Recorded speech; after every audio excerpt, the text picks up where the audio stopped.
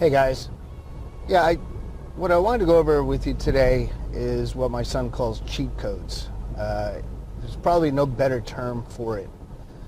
When we, as young adults, are starting out, trying to figure out what we should be doing with our lives, we tend to kind of lean into conventional education, like college, and not really look at some of these seminars and webinars and things that people are really out there doing some cool stuff. And so I just wanted to go over that with you. In my mind, I could learn what took someone 10 years to learn. If you could learn that in 2 weeks, I mean, that is priceless. That to me it's been the way I've lived my adult life. I was fortunate enough to go to what's called a LifeSpring event back in the early 80s, I believe, or maybe the mid 80s. And it really opened up my eyes that was a 4-day event that taught me how to live my life. I mean, there was rules and laws in there that were outstanding. One of them is you as a human being are 100% responsible for the situation that you're in, good or bad. When I heard that was to me, that was like that.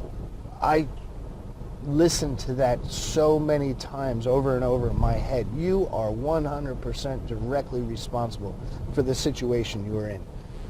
I don't think you could have learned that ever in school, because half of the schools that I went to, I didn't believe my teachers knew what they were talking about. That's for another conversation. There was only a couple of teachers that I really liked when I was in public school as a kid. But once I went through this LifeSpring program, it opened my eyes to this whole alter education system that's out there. And yeah, there are scams out there. There's gurus and gagas and whatever you want to call it that are just trying to sell their program and not to give you a full education. I've used my intuition over the years to filter those people out. I thought it was pretty easy to filter them out. I could just look at their presentation and go, and I really don't think they are living the life that they're saying they are. So you want to be careful with that. So let's get back to cheat codes. I've been fortunate enough to learn directly from people. I've got a very strange process for learning. I cannot take physical notes. I sit there and I listen, and that's how I learn. That for me is my absorption. Some people, my daughter, she has to write everything down. My son is a meticulous note taker. My handwriting penmanship is so bad that I can't sit there and write and do it. And to me, that's multitasking. I'm writing and listening at the same time. I can't do it. I can just listen. That's my absorption rate. That's the way that I can handle content. And so that to me works. But the main thing that I want to get across to you today, guys, is finding a mentor that is someone that you can take their 10 years of experience and suck it down in 6 months or 3 months or one little tidbit. When I go to these events, we got an event coming up this weekend. When I go to this thing to speak, as soon as I'm done speaking, I'm all ears again. And I want to be listening to what all the other people that are over there really doing business are saying. And I'll probe them. I'll try to take them out to dinner, take them out for lunch, take them out for a beer. Figure out what they're doing that I can add to my business that'll increase my business, that'll increase my outcomes. And that's what I'm really all about. I have been all about that, like I said, since I took that program when I was 23 years old. I've learned that I am directly responsible for the situation I'm in, and I'm directly responsible for the people that I hang out with. And you know, you get into the law of attraction. When you're talking about, hey, yeah, Mike Rosica, he's got all the contacts, he knows everybody in this business. Well, how do you think I got those contacts, guys? I got those contacts from providing education to people, providing help. There's been times that I've stopped doing my own due diligence on a process just because one of my note investors needed help because they were in a 24-hour crunch window of time to get their due diligence done. I'll drop everything that I had going on, and I went and I helped them out. Well, man, that goes a long way with people. When you're willing to sacrifice a little bit of time to help them get their process done, man, that is just, and you don't do it for the gain. I didn't drop everything to help that guy do his due diligence, let's say, because I wanted something in return. I did it because the guy needed help, and that's it. When I'm studying Bob Proctor right now, been so for the last couple of years now, and you have to be, then you have to do, have, and give. So you have to be, do, have, and give. Give your time. Sacrifice some time to someone, and it all works in circulation.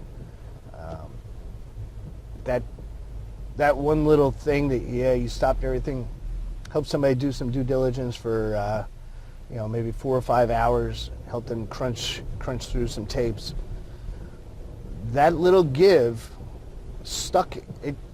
I did the give. I went right back to what I was doing. I forgot all about it. 3 months later, I get a phone call, and this guy wants to participate in a trade with me, and so we ended up taking down a bunch of good notes. I mean, that's how it works, guys. It works by circulation, and sometimes I'll give to help someone like that guy, and I won't get it back from that guy. I'll get it back from someone else totally unrelated. And it's not, like I said, it's not done because I did it to get something. I did it just to do it. And then all of a sudden, I'll get a phone call from someone else out of the blue, or a borrower will call me and say he's ready to do a refinance and pay me off, and boom, the universe pays me off. It's been that way my whole life. I realized that at a very young age, and it's been a magical ride. That's so go out there, go to these events, meet as many people as possible, and get familiar with what they're doing in their business, see how they're making money, see how they're helping people, and see if they're even willing to help people, because I'm not going to hang around people that are not like-minded like me. I believe we're all on a vibration frequency, and when you've got a person who is negative, who is all for themselves, that's a lower vibration than a giving vibration. So like attracts like. Like-minded people attract each other. Birds of a feather flock together. It sounds corny, but man, it's so true. People are attracted to other people that are givers. And when a person is a giver, they are also receivers. They become awesome receivers. Those are the people that you want to be around. Those are the people that I want to be around. Because if they're giving, I know they're receiving, and I'll receive right alongside them. That's the kind of people that I've attracted into my life. And the other people have a way of filtering themselves out. Yeah, I've made some mistakes with other people, some people I shouldn't have had around me, I guess you would say. But it all filters out, and it's an amazing thing. This world that we live in is an amazing thing. And you know, my buddy Gary Vaynerchuk, he's my internet buddy. I'm not friends with him personally, not yet. He says the same thing. He says it all comes back to you, and the odds of you becoming a human and living in the United States is the most awesome privilege that you could have. And it's just beyond amazing, the odds. I think he says there's 400 million to 1 that you could have became, I think he said, a bird instead of a human. So take advantage of that, folks. Don't just muddle through your life. Don't just muddle through these events that we go to. Get out there, learn. Start networking with people that you can learn from.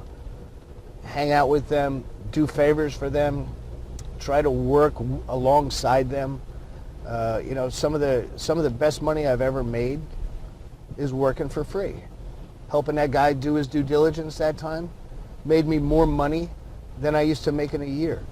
So by that one little give, that one little, hey, let me help this guy out of a jam, even though, you know, some people would consider that guy my competition, which is total bullshit. There's no such thing as competition, because he's doing his thing and I'm doing my thing, and I don't really care what his thing is. I don't look at what his thing that he's trying to do. I've got my own systems. I've got my own people that I hang out with. I've got my own employees that work for me, and we work together. And I've got my people, and he's got his people. There's no such thing as competition. We're all in this thing together, and as my father used to say, we're all in this together, and nobody gets out alive. So I've always taken that to heart, that along the lines of there's no such thing as competition. We're creative beings. I create the situations that I am in, and we all have that ability to create. Take advantage of our higher senses, our creativity, our imagination, and stop being so logical. Stop doing things that are just so freaking logical. It makes real good sense to be safe, and you know, Bob Proctor puts that down too. It's better to be safe than sorry is the worst thing you could ever teach a kid. That's sad. That is a sad statement. And it's a statement that I've lived with in my early years. It's better to be safe than sorry. And I just realized that is just the worst thing you could ever teach a kid. And so we're all born risk takers, and go out there and take some chances. Go out there and learn as much as you can get your hands on, and enjoy yourself above all. Enjoy yourself.